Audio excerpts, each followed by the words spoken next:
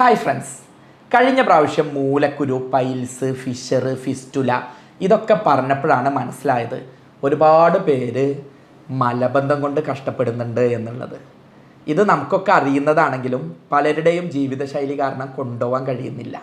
അതുകൊണ്ട് തന്നെ മലം വയറ്റുന്ന കൃത്യമായിട്ട് പോയിട്ട് മലശോധന ശരിയായിട്ട് വയറ്റുന്നൊന്നും ബാക്കിയില്ലാത്ത രൂപത്തിൽ സുഖശോധന കിട്ടിയിട്ട് പൈൽസ്, ഫിഷർ, ഫിസ്റ്റുല പോലുള്ള രോഗങ്ങളും ഗ്യാസ്, പുളിച്ചതട്ടൽ, വയറ് വീർക്കൽ, നെഞ്ച് കെട്ടൽ, ഭക്ഷണത്തിൽ രുചിയും താല്പര്യം ഇല്ലാതിരിക്കുക, ഇങ്ങനത്തെ ഒക്കെ സാധനങ്ങളും പോവാൻ ശോധന ശരിയാക്കി എടുത്താൽ മതി. അപ്പോൾ ശോധന ശരിയാക്കുന്നതിന് ആവശ്യമായിട്ടുള്ള വളരെ പ്രധാനപ്പെട്ട കുറച്ച് ടിപ്സും നിങ്ങളെല്ലാവരും അറിയുന്നതും എന്നാൽ ശ്രദ്ധിക്കാത്തതുമായിട്ടുള്ള കുറച്ച് കാര്യങ്ങളുമായിട്ടാണ് ഇന്ന് വന്നിട്ടുള്ളത്. ഈ വീഡിയോയുടെ ഉദ്ദേശം ഇത് പലർക്കും അറിയുന്നതായിരിക്കും, എന്നാൽ നമ്മളുടെ അശ്രദ്ധ കാരണം, നമ്മളുടെ ശ്രദ്ധക്കുറവ് കാരണം വയറ് ശോധന ശരിയാവാതെ ആവുകയും മലമുറക്കുകയും അത് പിന്നീട് പല രോഗങ്ങൾക്കും പോവാറുണ്ട്. ഞങ്ങൾ ഡോക്ടർമാർ ഞങ്ങളുടെ നിത്യജീവിതത്തിൽ ക്ലിയറായിട്ട് കാണുന്ന ഒരനുഭവമാണിത്. അപ്പോൾ ആദ്യം ഇത് ശ്രദ്ധിക്കൂല, പിന്നെ അത് വലുതാവും, പിന്നെ അതൊരു ശീലമാവും, പിന്നെ വയറ്റുന്ന് പോവാൻ എനിമ കൊടുക്കലും മരുന്ന് കുടിക്കലും പിന്നെ കാലാകാലം മരുന്ന് കുടിക്കലും ആവും. അതുകൊണ്ട് തന്നെ ഇതിൻ്റെ പാരമ്പര്യമുള്ളവരും പ്രത്യേകിച്ച് പൈൽസും ഫിഷറും ഫിസ്റ്റുലൊക്കെ ഉള്ള ആളുകളും ഇതൊന്ന് ശ്രദ്ധിക്കുകയാണെങ്കിൽ ഈ കാര്യങ്ങൾ നിങ്ങൾക്ക് വീട്ടിലിരുന്ന് മാനേജ് ചെയ്യാൻ പറ്റും. അത്തരത്തിലുള്ള സിമ്പിൾ ടിപ്സാണ് ഇന്ന് നിങ്ങൾക്ക് മുന്നിൽ കൊണ്ടുവരുന്നത്. ഇത് പലർക്കും അറിയുന്നതായിരിക്കും. അറിയാത്ത ആളുകൾ അവൻ്റെ കഷ്ടപ്പാട് അറിയണമെങ്കിൽ ഇത് പ്രയാസമുള്ള ആളുകളോട് ചോദിച്ചാൽ മതി. അവർ പറയും ഒരു ദിവസം അങ്ങ് പോയിട്ടില്ലെങ്കിൽ ആ ദിവസം പിന്നെ ഒന്നിനും പറ്റൂല. ഇതന്നെ ആയിരിക്കും ചിന്ത. ഇതങ്ങോട്ട് സ്വസ്ഥമായിട്ട് പോന്നാലോ മനസ്സിൻ്റെ ഉള്ളിൽ കൂടി തന്നെ മൊത്തത്തിലൊരു സന്തോഷമാണ്, ആകെ സുഖമായിട്ടിരിക്കുകയാണ് എന്നുള്ളത്. അപ്പോൾ അത്തരക്കാർക്ക് കുറച്ച് കാര്യങ്ങൾ മാത്രം ശ്രദ്ധിച്ചാൽ മതി. അതിലേറ്റവും പ്രധാനമായിട്ടുള്ളതാണ് ഭക്ഷണം, രണ്ടാമത്താണ് വ്യായാമം, മൂന്നാമതാണ് ജീവിതശൈലി, നാലാമതാണ് ടോയ്ലറ്റ് ശീലങ്ങൾ.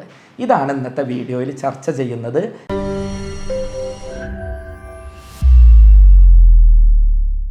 ഞാൻ doctor Basil Yusuf, doctor Basil's homeo hospital, Pandikkad, Malappuram ജില്ല. എങ്ങനെയാണ് നിങ്ങളുടെ ശരീരത്തിൽ മലമുണ്ടാവുന്നത്? ഒറ്റവാക്കിൽ നമുക്കൊക്കെ അറിയാം. നമ്മൾ ഭക്ഷണം കഴിക്കുന്നു, അതിൻ്റെ വേസ്റ്റ് പുറത്തേക്ക് പോകുന്നു. ഇത് ശരിയാണ്. പക്ഷേ നമ്മുടെ ശരീരത്തിൽ വേസ്റ്റ് പുറത്തു പോകാൻ നമ്മൾ എന്താ കഴിക്കുന്നു എന്നുള്ളത് വലിയ ഘടകമാണ്. ഫൈബറുള്ള ഭക്ഷണം എന്നൊക്കെ പറഞ്ഞ് നിങ്ങളെ പേടിപ്പിക്കുന്നതിന് പകരം സാധാ ആളുകൾക്ക് മനസ്സിലാവുന്ന ഭാഷയിൽ പറഞ്ഞുതരാം. ചില സംഗതി വേഗം ദഹിക്കുന്നതും സുഖമായിട്ട് മലം ഫോം ചെയ്യുന്നതുമായിരിക്കും.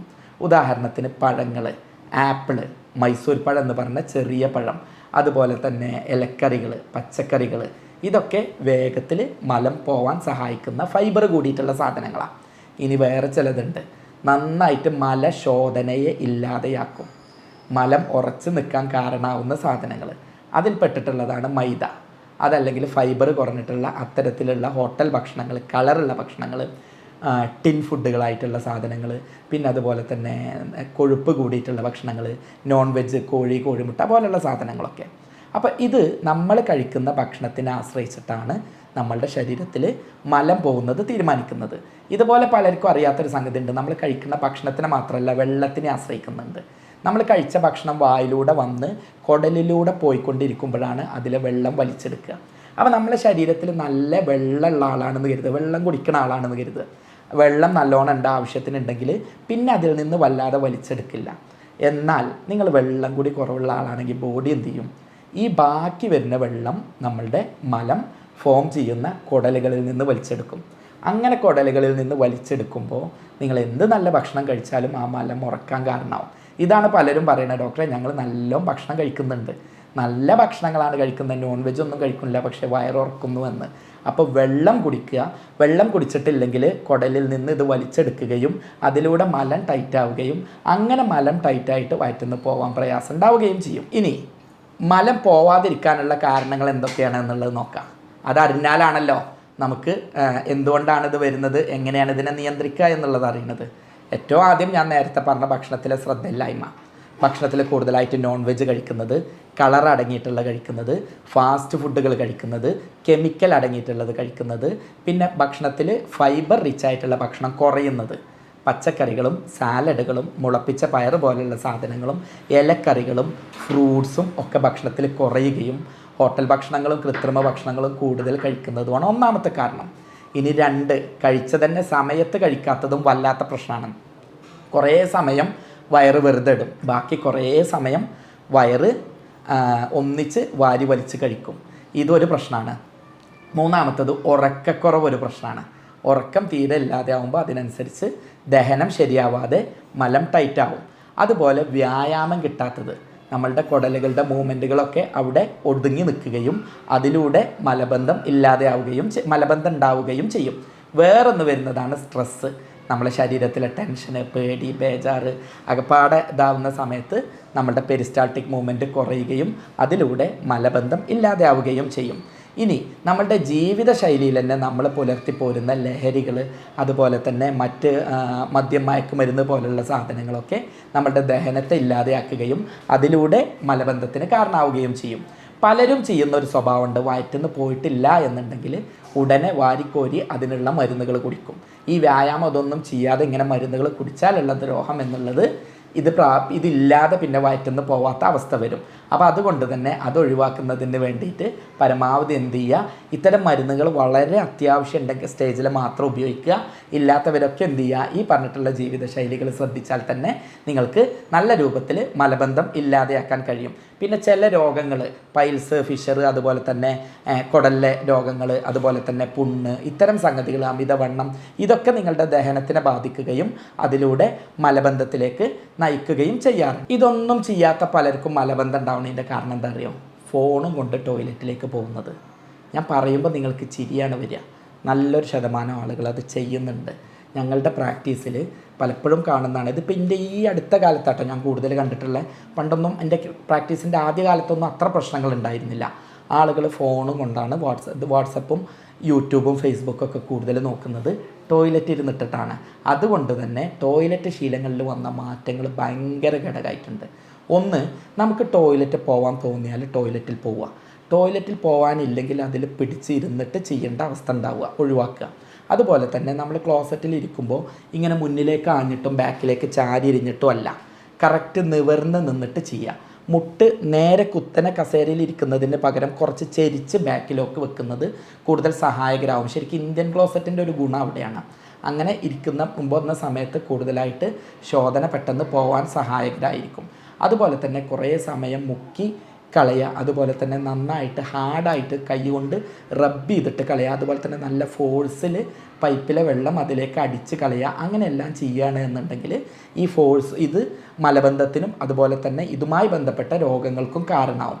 അതുകൊണ്ട് മാറിയ ടോയ്ലറ്റ് ശീലങ്ങളും നമ്മളുടെ ജീവിതത്തിൽ ഇത്തരത്തിൽ പൈൽസ് മലബന്ധം വരാൻ, അതിലൂടെ പൈൽസ്, ഫിഷർ, ഫിസ്റ്റുലൊക്കെ വരാനും കാരണമാവുന്നുണ്ട്. മലബന്ധം മാറുന്നതിനുള്ള 10 ടിപ്സ് പറഞ്ഞുതരാം. ഇത് നിങ്ങൾ വീട്ടിൽ നിന്ന് ചെയ്യും, ഒരു മരുന്നും എടുക്കാതെ തന്നെ നിങ്ങൾക്ക് ഈ മലബന്ധത്തെ നിങ്ങളുടെ വരുതിയിലാക്കാൻ പറ്റും. ആദ്യം ഞാൻ പറഞ്ഞു തരുന്നത് കഴിക്കേണ്ട ഭക്ഷണങ്ങളാണ്. വേറൊന്നുമല്ല, നന്നായിട്ട് ഫ്രൂട്ട്സ് കഴിക്കുക. ഈ ഫ്രൂട്ട്സ് പറയുമ്പോൾ നിങ്ങൾ പലപ്പോഴും നെറ്റൊക്കെ നോക്കുമ്പോൾ വലിയ വലിയ സാധനങ്ങളൊക്കെ കാണുക. കിവി, പീറ്, അവക്കാഡോ, ഇങ്ങനെ പൈസ കൊടുത്ത് വാങ്ങുന്ന സാധനങ്ങളെ കാണുക.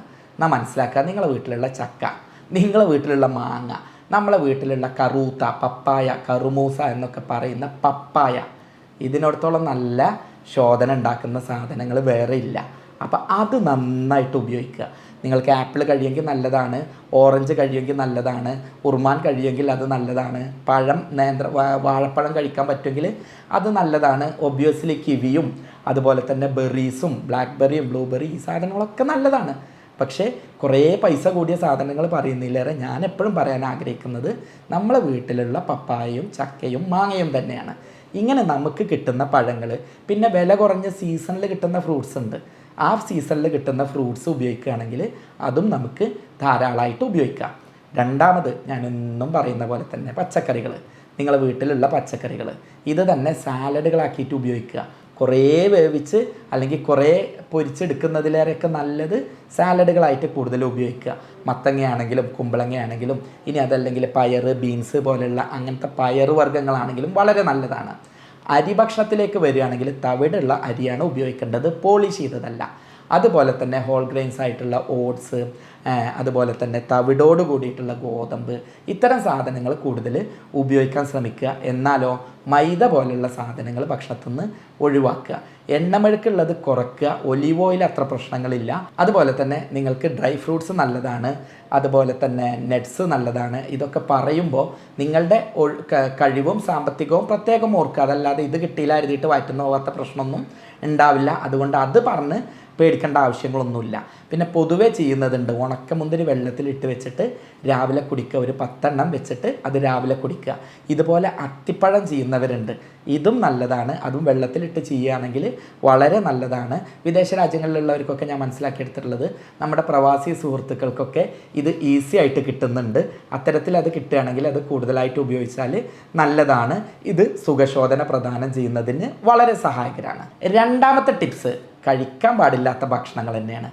ഇത് വേറെ ഒന്നുമല്ല, നമുക്കറിയാം, നമ്മളെ കെമിക്കൽ ചേർത്തിട്ടുള്ള ഭക്ഷണങ്ങൾ, പ്രോസസ്ഡ് ഫുഡ്, എടുത്തു വെക്കാൻ പ്രിസർവേറ്റീവ്സ്, അതായത് കേട് വരാതെ ടിന്നിലൊക്കെ സൂക്ഷിക്കുന്ന കുറേ കാലം കേട് വരാതിരിക്കാനുള്ള കെമിക്കലൊക്കെ ചേർത്തിട്ടുള്ള ഫുഡ്, കളറുകളൊക്കെ ചേർത്തിട്ടുള്ള ഫുഡ്, ചിപ്സ് പോലെ എണ്ണയിൽ വറുത്തെടുത്തിട്ടുള്ള സംഗതികൾ, അതുപോലെ തന്നെ പാല്, കൂടുതലായിട്ട് പാലുൽപ്പന്നങ്ങൾ, പ്രത്യേകിച്ച് ചീസ്, പാല്, ഇത്തരം സംഗതികൾ, നോൺ വെജിൽ നന്നായിട്ട് മസാല ഉള്ള ഐറ്റംസ്, പിന്നെയും പൊരിച്ചെടുത്തിട്ടുള്ള ഭക്ഷണങ്ങൾ, അതുപോലെ തന്നെ കോഴിമുട്ട, അതുപോലെ തന്നെ മീറ്റ്, ഇത്തരം സംഗതികൾ, പിന്നെ മധുരം കൂടുതലായിട്ടുള്ള സംഗതികൾ, പേസ്ട്രികൾ, സോഫ്റ്റ് ഡ്രിങ്ക്സ്, കോളകൾ, ഇത്തരത്തിൽ നമ്മളുടെ നാട്ടിൽ ഇപ്പോൾ ശീലമായിക്കൊണ്ടിരിക്കുന്ന ഫാസ്റ്റ് ഫുഡ്, ജങ്ക് ഫുഡ് എന്നിവയിൽ പെട്ടിട്ടുള്ള സാധനങ്ങൾ കൂടുതലായിട്ട് പരമാവധി ഉപയോഗം കുറയ്ക്കുക. അതിന് പകരം ഞാൻ നേരത്തെ പറഞ്ഞിട്ടുള്ള സംഗതികൾ കൂടുതലായിട്ട് ഉപയോഗിക്കുക.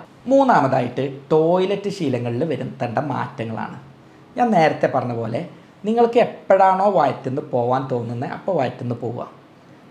തോന്നുന്നില്ലെങ്കിലോ സമയം അലാരം അടിക്കുന്ന പോലെ 8 മണിയായി ഇന്ന് വയറ്റിന്ന് പോവുക എന്ന് പറഞ്ഞിട്ട് നമ്മൾ എന്ത് ചെയ്യണ്ട, ടൈം വെച്ചിട്ട് അതിനെ കാത്തു നിൽക്കണ്ട. നിങ്ങൾക്ക് വയറ്റിന്ന് പോകാൻ തോന്നുകയാണെങ്കിൽ സൗകര്യപ്പെടുന്ന സ്ഥലത്ത് പോവുക. അതല്ലാതെ വീട്ടിലെത്തട്ടെ എന്ന് പറഞ്ഞ് കാത്തിരിക്കരുത്. ഇത് വിശിഷ്യ ഞാൻ പറയുന്നത് നമ്മളെ വിദ്യാർത്ഥികളെയും മക്കളെയും ഇത് ശീലിപ്പിക്കുക. കാരണം ചെറുപ്പത്തിൽ അവരിത് നമ്മളെന്ത് ചെയ്യും, വീട്ടിലെത്തട്ടെ എഴുതി സ്കൂളിൽ നിന്ന് പോവാതെ പിടിച്ച് നിൽക്കും. അല്ലെങ്കിൽ വല്ല ബന്ധു വീട്ടിലും പോവുകയാണെങ്കിൽ അവിടുന്ന് പറയാൻ മടിക്കും. അങ്ങനെ ചെയ്യേ വേണ്ട. ഇതെല്ലാ മനുഷ്യർക്കും ഉള്ളതാണ്, എനിക്കുള്ളതാണ്, ഞാൻ ഈ പറയുന്നത് കേൾക്കുന്ന നിങ്ങൾക്കുള്ളതാണ്. അതുകൊണ്ട് തന്നെ ഒരാൾ വന്നിട്ട് എനിക്ക് വയറ്റിന്ന് പോകണമെന്ന് പറഞ്ഞാൽ അവനെ കളിയാക്കി ചിരിക്കാനോ അതല്ലെങ്കിൽ ഓനെന്താ പിടിച്ച് നിൽക്കാൻ വയ്ക്കൂലെന്ന് ചോദിക്കാനൊന്നും നിൽക്കണ്ട. നമ്മളങ്ങനെ ഒരാളെ കളിയാക്കുമ്പോൾ നമ്മളെ മക്കളിത് കേൾക്കും. എന്നിട്ട് മക്കളെന്ത് ചെയ്യും, നാളെ വയറ്റിന്ന് പോകാൻ തോന്നിയാൽ പറയാൻ മടിയായിരിക്കും. നേരെ മറിച്ച് നമ്മളെ സഹോദരൻ ഒരാൾക്ക് ഇങ്ങനെ തോന്നുകയാണെങ്കിൽ ഈ ബാത്റൂം ഉപയോഗിച്ചു അതിനെന്താ എന്ന് പറഞ്ഞ് ചെയ്യുമ്പോൾ നമ്മത് കാണുന്ന നമ്മളെ മക്കൾക്കും ഇതുപോലെ ചെയ്യാൻ തോന്നും. ഇതൊരു വലിയ സംഭവമാവില്ല. അതുകൊണ്ട് തന്നെ നിങ്ങൾ പിടിച്ച് നിർത്തരുത്. ഫോണും കൊണ്ട് ടോയ്ലറ്റിലേക്ക് പോകുന്ന ശീലം ജീവിതത്തിൽ നിന്ന് ഒഴിവാക്കുക.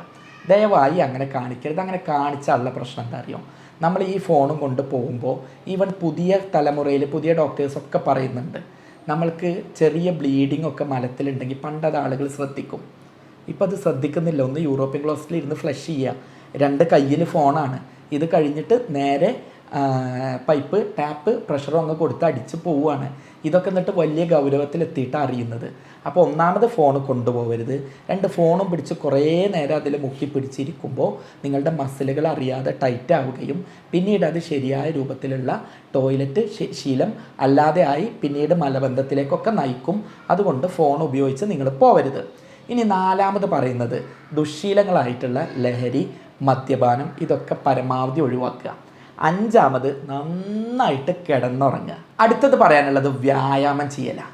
ദിവസം വ്യായാമം ചെയ്യുക. ഒരു 40 മിനിറ്റ് വെച്ചിട്ട് 5 ദിവസം അല്ലെങ്കിൽ 6 ദിവസം, പറ്റുകയാണെങ്കിൽ 7 ദിവസവും ആഴ്ചയിൽ വ്യായാമം ചെയ്യാം. ഇത് പ്രഭാത സവാരി ഏറ്റവും നല്ലത്. എന്നാൽ ശരിയായ അർത്ഥത്തിൽ നിങ്ങൾക്ക് ശോധന കിട്ടും. ശരീരത്തിൽ കെട്ടിക്കിടന്ന ദുർമേധസ്സൊക്കെ സുഖമായിട്ട് അങ്ങ് പോരാനും സഹായകരായിരിക്കും. ഇത് നിങ്ങളുടെ ശോധന പ്രശ്നം മാത്രമല്ല, പൈൽസും ഫിഷറും ഫിസ്റ്റുലയും മാത്രമല്ല, അമിതവണ്ണം, കൊളസ്ട്രോളും യൂറിക് ആസിഡും PCODയും ഇത്തരത്തിലുള്ള രോഗങ്ങളൊക്കെ കുറയാനും നിങ്ങൾക്ക് നല്ല പവർ കിട്ടാനും സെക്ഷൽ പവർ കിട്ടാനും നല്ല എനർജി കിട്ടാനും മെൻ്റലി ഫ്രഷ്നെസ് ഫീൽ ചെയ്യാനും ഒക്കെ സഹായകരമാണ്. അതുകൊണ്ട് ഈ വ്യായാമം ഒരു 40-45 മിനിറ്റ് ദിവസവും നിർബന്ധമായും ചെയ്യുക. ഇതോടൊപ്പം പറയുന്നത് സെഡൻഡറി ലൈഫ് ചടഞ്ഞു കൂടി കുറേ നേരം അടങ്ങിയിരിക്കുന്ന സ്വഭാവമുള്ളവരുണ്ടെങ്കിൽ ഇടയിലൊന്ന് നീച്ച് വ്യായാമം ചെയ്യുക. അതല്ലെങ്കിൽ കുറേ നേരം ചടഞ്ഞു കൂടിയിരിക്കുന്ന ശീലം ഒഴിവാക്കുക എന്നുള്ളതാണ്. ഞാൻ നിങ്ങൾക്ക് ജീവിതത്തിൽ കുറച്ചൊരു ജീവിത ശൈലി പറഞ്ഞുതരാം. വേറൊന്നുമല്ല, രാവിലെ എഴുന്നേൽക്കുക, അത് സൂര്യൻ ഉദിക്കുന്നതിൻ്റെ മുൻപ് എഴുന്നേൽക്കുക, പരമാവധി ശ്രമിക്കുക. എന്നിട്ട് ഒരു ഗ്ലാസ് ഇളം ചൂടുള്ള വെള്ളം കുടിക്കുക. അങ്ങനെ ആകുമ്പോൾ നമ്മൾക്ക് മോഷൻ ശരിയാവാൻ അത് ഏറെ സഹായകരമായിരിക്കും. എന്നിട്ട് 1 അല്ലെങ്കിൽ 2 ഗ്ലാസ് ഇളം ചൂടുവെള്ളം കുടിക്കുക.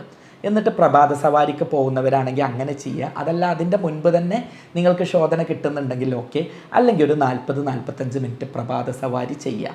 അങ്ങനെ ചെയ്യുമ്പോൾ സുഖമായിട്ടുള്ള ശോധന കിട്ടും. അതുപോലെ തന്നെ ശരീരത്തിലേക്ക് വെയിൽ കൊള്ളുന്നത് സഹായകരമായിരിക്കും. ഇതിന് ശേഷം നിങ്ങൾ ചെയ്യേണ്ടത് ഭക്ഷണം സമയത്ത് കഴിക്കുക. ഞാൻ നേരത്തെ പറഞ്ഞിട്ടുള്ള ഹോൾ ഗ്രെയിനും ഫ്രൂട്ട്സും പച്ചക്കറികളും ഇലക്കറികളും വെജിറ്റബിൾസും ഒക്കെ ഭക്ഷണത്തിൽ ഉൾപ്പെടുത്തുക. വെള്ളം നന്നായിട്ട് കുടിക്കുക. ഈ രൂപത്തിൽ ശരീരത്തിന് സെറ്റ് ചെയ്യാം. പിന്നെ ചെയ്യേണ്ടത് നിങ്ങൾ നേരത്തെ കിടന്നുറങ്ങുക. ഒരു 6 മുതൽ 8 മണിക്കൂർ വരെ കിടക്കാൻ പരമാവധി ശ്രമിക്കുക. ഞാൻ അടക്കമുള്ള പലർക്കും കഴിയാത്തൊരു സംഗതിയാണ്. അപ്പോൾ അതിന് വേണ്ടിയിട്ട് ഫോണ് നേരത്തെ ഓഫ് ചെയ്ത് വെക്കുക. ഫോണ് നേരത്തെ എന്ത് ചെയ്യുക, സൈലൻ്റ് ആക്കിയിട്ട്, അല്ലെങ്കിൽ രാത്രി അനാവശ്യമായിട്ടുള്ള കോളുകളും ചാറ്റുകളൊക്കെ ഒഴിവാക്കുക. ഇതിപ്പോൾ എനിക്കടക്കമുള്ള പ്രശ്നങ്ങൾ എന്താ അറിയാം, നമ്മളെല്ലാം ഫ്രീ ആയിട്ടായിരിക്കും ആളുകൾക്ക് മറുപടി കൊടുക്കുക. സ്വാഭാവികമായിട്ടും ആളുകൾക്കറിയാം ഈ സമയത്ത് വിളിച്ചാലാ കിട്ടുക എന്ന് കരുതിയിട്ട് വിളി തുടങ്ങും. അപ്പോൾ പിന്നെ നമ്മളുടെ രാത്രി 10 മണി എന്നുള്ള 11, 12, 1 മണിയൊക്കെ ആവും. ഉറക്കം എല്ലാവരും ഇപ്പോൾ നോക്കുകൊണ്ടു ഓൺലൈനിൽ ആളുകൾ ഏറ്റവും കൂടുതലുള്ള സമയം രാത്രിയായിരിക്കും.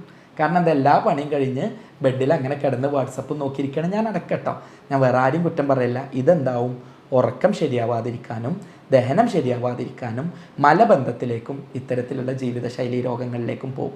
അപ്പോൾ അതുകൊണ്ട് നേരത്തെ കിടക്കുക, നേരത്തെ എഴുന്നേൽക്കുക, പിന്നെ ഭക്ഷണം കഴിക്കുന്നത് സമയത്ത് കഴിക്കുക എന്നുള്ളതാണ്. 7ാമത്തെ ടിപ്പായിട്ട് പറയാനുള്ളത് നന്നായിട്ട് വെള്ളം കുടിക്കുക. സാധാരണ പറയാം ഓരോ 25 കിലോഗ്രാമിനും 1 ലിറ്റർ വെള്ളം എന്ന കണക്കിൽ. നിങ്ങൾക്ക് 75 കിലോ ആണ് വെയിറ്റ് എന്നുണ്ടെങ്കിൽ 3 ലിറ്റർ വെള്ളം നിങ്ങൾ കുടിക്കുന്ന തരത്തിലേക്ക് ധാരാളം വെള്ളം കുടിക്കുക. അത് ഞാൻ നേരത്തെ പറഞ്ഞല്ലോ, വെള്ളം നിങ്ങൾ കുടിച്ചിട്ടില്ലെങ്കിൽ നിങ്ങളുടെ മലത്തിൽ നിന്ന് വെള്ളം കുടലിൽ വെച്ച് വലിച്ചെടുക്കും. അങ്ങനെ വലിച്ചെടുത്ത് കഴിഞ്ഞാൽ മലം ടൈറ്റാവും. അങ്ങനെ ടൈറ്റായി കഴിഞ്ഞാൽ പോരാൻ പ്രയാസം ഉണ്ടാവും. അപ്പോൾ അതുകൊണ്ട് നന്നായിട്ട് വെള്ളം കുടിക്കുമ്പോൾ പെരിസ്റ്റാൾട്ടിക് മൂവ്മെൻറ്റ് ഈസി ആവുമെന്ന് മാത്രമല്ല, ഈ മലം വലിച്ചെടുക്കുന്നത്, മലം ഡ്രൈ ആവുന്നത് ഒഴിവായി കിട്ടുകയും ചെയ്യും. ഭക്ഷണത്തിൻ്റെ കൂടെ പ്രോബയോട്ടിക്സ്, തൈര് പോലുള്ള സംഗതികൾ ഉപയോഗിക്കുകയാണെങ്കിൽ ദഹനം വളരെ ഈസി ആയിട്ട് നടക്കും. എന്ന് മാത്രമല്ല അതിലൂടെ സുഖമായിട്ട് നിങ്ങൾക്ക് ശോധന കിട്ടാൻ സഹായകരമായിരിക്കും. അപ്പോൾ ഭക്ഷണത്തിൻ്റെ ഒപ്പം തൈര് ഉപയോഗിക്കാൻ ശ്രദ്ധിച്ചാൽ അത് നല്ലതാണ്. പിന്നെ ഭക്ഷണം ചവച്ചരച്ച് കഴിക്കുക. നന്നായിട്ട് വാരി വിഴുങ്ങി കഴിക്കുന്നതിന് പകരം ചവച്ചരച്ച് കഴിക്കുന്നതാണ് ഏറ്റവും നല്ലത്. ഭക്ഷണം കഴിച്ച ഉടനെ തന്നെ നിങ്ങൾ ഈ വ്യായാമം, എക്സസൈസും, മോഡലും പാടലും ഒഴിവാക്കിയിട്ട് ഭക്ഷണം കഴിച്ച ഉടനെ ഒരു റെസ്റ്റ് എടുക്കുക. എന്ന് വെച്ചാൽ കിടന്നുറങ്ങുക എന്നുള്ളത് നല്ലതല്ല. ഭക്ഷണം കഴിച്ച ഉടനെ കുറച്ച് റെസ്റ്റ് എടുക്കുക. ശരീരത്തിന് അമിതമായിട്ട് വ്യായാമം വരുന്ന അവസ്ഥ ഒഴിവാക്കുക. ഭക്ഷണം കഴിച്ച ഉടനെ തന്നെ വാരി വറച്ച് വെള്ളം കുടിക്കുന്നത് ഒഴിവാക്കുക. ഏറ്റവും നല്ലത് ഭക്ഷണത്തിൻ്റെ അരമണിക്കൂർ മുൻപോ ഭക്ഷണത്തിന് അരമണിക്കൂർ ശേഷമോ വെള്ളം കുടിക്കുന്നതാണ്. ഇത്തരത്തിൽ നിങ്ങൾ ജീവിതശൈലിയൊക്കെ ശ്രദ്ധിച്ചിട്ടും നിങ്ങൾക്ക് രോഗം വരികയാണ് എന്നുണ്ടെങ്കിൽ പേടിക്കേണ്ട ആവശ്യമില്ല. അത് വളരെ ഫലവത്തായിട്ട് ചികിത്സിക്കാൻ കഴിയും. ഞാനിതിന് ആദ്യം ചെയ്യുന്നത് എന്താണെന്ന് പറഞ്ഞു കഴിഞ്ഞാൽ, എന്താണ് നിങ്ങളുടെ ജീവിതശൈലി എന്ന് കൃത്യമായിട്ട് പഠിക്കും. എന്നിട്ട് എവിടെയാണ് ഇത് പാളുന്നത് എന്ന് നോക്കും. ചിലർക്ക് നന്നായിട്ട് ഫ്രൂട്ട്സൊക്കെ കഴിക്കുന്നുണ്ടാവും, പക്ഷേ ഉറക്കം ശരിയാവുന്നുണ്ടാവില്ല. ചിലർക്ക് ഇതൊക്കെ ശരിയാവുന്നുണ്ടാവും, നല്ല സ്ട്രെസ്സായിരിക്കും. ചിലർക്ക് ലഹരികൾ ഉണ്ടാവും. ഇങ്ങനെ എന്താണ് എന്നുള്ളത് ഓരോ വ്യക്തിയെയും കൃത്യമായിട്ട് ട്രീറ്റ് ചെയ്യുക, പഠിക്കുക. അങ്ങനെ അതിനാവശ്യമായിട്ടുള്ള മാർഗ്ഗനിർദ്ദേശങ്ങൾ കൊടുക്കുക. ഇതിന് ശേഷവും രോഗം ഉണ്ട് എന്നുണ്ടെങ്കിൽ മറ്റെന്തെങ്കിലും രോഗങ്ങളുണ്ടോ, കുടലിൽ പുണ്ണോ അല്ലെങ്കിൽ ദഹന പ്രശ്നങ്ങളോ ക്യാൻസറോ പൈൽസോ അത്യാദി സംഗതികൾ എന്തെങ്കിലും ഉണ്ടോ എന്നുള്ള രോഗനിർണയം നടത്തും. ഇത്തരത്തിൽ ഓരോ രോഗിയുടെയും രോഗനിർണയവും മരുന്ന് നിർണയവും കൃത്യമായിട്ട് നടത്തുക ചെയ്യാറുള്ളത്. ഇതിന് വേണ്ടിയിട്ട് ആർട്ടിഫിഷ്യൽ ഇൻ്റലിജൻസിൻ്റെയും യൂറോപ്യൻ നിർമ്മിത സോഫ്റ്റ്വെയറിൻ്റെ ഒക്കെ സപ്പോർട്ടോട് കൂടിയിട്ടാണ് രോഗനിർണയവും മരുന്ന് നിർണയവും നടത്തുന്നത്. അതിനുശേഷം ജർമ്മനിയിൽ നിന്ന് ഇറക്കുമതി ചെയ്യുന്ന പൊട്ടൻസി മരുന്നുകളാണ് കൊടുക്കാറുള്ളത്. അങ്ങനെ എന്താണ് കാരണം എന്ന് കണ്ടെത്തി ആ കാരണത്തെ ക്ലിയർ ചെയ്യും. അപ്പോൾ സ്വാഭാവികമായിട്ടും ഈ ജീവിതശൈലിയോട് കൂടി ആവുമ്പോൾ നിങ്ങൾക്ക് ആ കാരണം മാറുകയും അതുകൊണ്ടുള്ള മറ്റ് പ്രയാസങ്ങൾ മാറുന്നതോടൊപ്പം ഈ മലബന്ധം മാറിക്കിട്ടുകയും ചെയ്യും. എന്ന് മാത്രമല്ല, മലബന്ധം പിന്നീട് ഉണ്ടാക്കാവുന്ന പൈൽസ്, ഫിഷർ, ഫിസ്റ്റുല പോലുള്ള രോഗങ്ങളെ ഇല്ലാതെയാക്കാനും ഇത് ഏറെ സഹായകരാകും. ഇത്തരത്തിലാണ് ട്രീറ്റ്മെൻറ്റ് മുന്നോട്ട് കൊണ്ടുപോകാറുള്ളത്. അതിന് വേണ്ടിയിട്ടാണ് ഓരോ നിർദ്ദേശങ്ങളും നിങ്ങൾക്ക് പറഞ്ഞു തന്നിട്ടുള്ളത്. ഒരു ട്രീറ്റ്മെൻറ്റ് എടുക്കാതെ നിങ്ങളുടെ വീട്ടിലിരുന്ന് തന്നെ ഇത്തരം സംഗതികൾ മാറ്റാൻ കഴിയുമെന്നാണ് എൻ്റെ ശുഭാപ്തി വിശ്വാസം. ഈ സംഗതികൾ നിങ്ങളൊന്ന് ചെയ്തു നോക്കുക. എന്നിട്ട് നിങ്ങളുടെ റിസൾട്ട് എന്താണ് എന്ന് താഴെ കമൻറ്റ് ചെയ്യുക. ഞാൻ പറഞ്ഞതിൽ നിങ്ങൾക്ക് എത്രത്തോളം ഏതൊക്കെ എഫക്റ്റീവായി, എഫക്റ്റീവ് അല്ലാതെയായി എന്ന് പറയാം. ഞാൻ എൻ്റെ ഒരു 10 വർഷത്തെ എക്സ്പീരിയൻസ് വെച്ചിട്ട് ഞാൻ ഓരോ രോഗിയോടും പറയുന്ന കാര്യങ്ങളാണ് ഇതിൽ പറയുന്നത്. ഞാൻ പറയാൻ വിട്ടൊന്നുണ്ട് കേട്ടോ. ഞാൻ അതിൽപ്പെട്ടിട്ടുള്ള ഒന്നാണ് നമ്മളെ ചോളമില്ലേ, കമ്പം എന്ന് ഞങ്ങളുടെ നാട്ടിൽ പറയും, ചോളം. അത് പുഴുങ്ങിയിട്ട് കഴിക്കുക. അങ്ങനെ ആകുമ്പോൾ അതിലൊരു ഗുണമുണ്ട് കേട്ടോ, നന്നായിട്ട് ശോധന കിട്ടും. പല പേഷ്യൻസും പറഞ്ഞതാണ്. നമ്മൾ പലപ്പോഴും ബുക്കുകൾ നോക്കുമ്പോൾ ഒറ്റയടിക്ക് കാണാത്തൊരു സംഗതിയാണ്, പക്ഷേ പ്രാക്ടിക്കലി ഏറ്റവും കൂടുതലായിട്ട് റിസൾട്ട് കിട്ടുന്ന ഒരു സംഗതിയാണ്. മലം ഉറക്കുകയുമില്ല, പെട്ടെന്ന് സുഖമായിട്ട് ശോധന കിട്ടാനും ഏറെ സഹായകരായിരിക്കും. അത് സ്വീറ്റ് കോൺ തന്നെ വേണമെന്നില്ല, സ്വീറ്റ് കോണിന് നല്ല പൈസയാണ്. ഇതാവുമ്പോൾ ഏത് സാധാരണക്കാരനും പുഴുങ്ങി കഴിക്കാൻ, എല്ലാ വീട്ടിലും വെക്കാനും എല്ലാം കഴിയുന്ന, വലിയ ബുദ്ധിമുട്ടില്ലാതെ 10-20 മിനിറ്റ് വേവിച്ച് കഴിഞ്ഞാൽ ചെയ്യാവുന്ന സംഗതിയാണ്. അപ്പോൾ അത് ശീലാക്കുന്നതും നല്ലതാണ്. ഇത്തരത്തിൽ നിങ്ങളെ വീട്ടിലും അടുക്കളത്തോട്ടത്തിലും ഇരുന്നു കൊണ്ട് നിങ്ങൾ ഈ രോഗത്തിനെ മാറ്റുക. നിങ്ങളുടെ ജീവിതശൈലിയിലും ടോയ്ലറ്റ് ശീലങ്ങളും ശ്രദ്ധിച്ചുകൊണ്ട് ലഹരിയും സ്ട്രെസ്സൊക്കെ ഒഴിവാക്കിക്കൊണ്ട് നിങ്ങൾ നോക്കുകയാണെങ്കിൽ കോൺസ്റ്റിപ്പേഷൻ ഒരു പ്രശ്നമൊന്നും ആവില്ല. ഇന്ന് വയറ്റിന്ന് പോയിട്ടില്ല, ഇനി എന്താ ചെയ്യുക എന്നുള്ള ആലോചിച്ച് നിങ്ങൾക്ക് പേടിക്കേണ്ടി വരില്ല. അത്തരത്തിലുള്ള ഇൻഫർമേഷനാണ് ഇന്ന് വീഡിയോയിൽ തന്നിട്ടുള്ളത്. സ്നേഹത്തോടെ doctor Basil Yusuf, doctor Basil's homeo hospital, Pandikkad, Malappuram ജില്ല.